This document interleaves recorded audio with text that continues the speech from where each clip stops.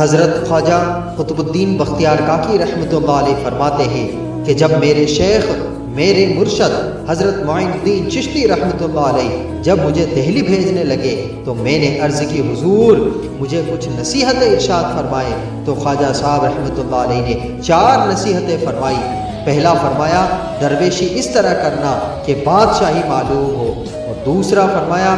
جب کوئی تیرے پاس آئے تو وہ خالی نہ جانا چاہیے، بھوکا ہو تو اسے کھانا دینا، کپڑے کی ضرورت ہو تو اسے عطا کرنا، علم کا بھوکا ہو تو تیرے پاس قرآن و سنت کے دلائل کے انبار ہو، اگر وہ درد لے کے آئے تو تیرے بھی آنسو نکلنے چاہیے۔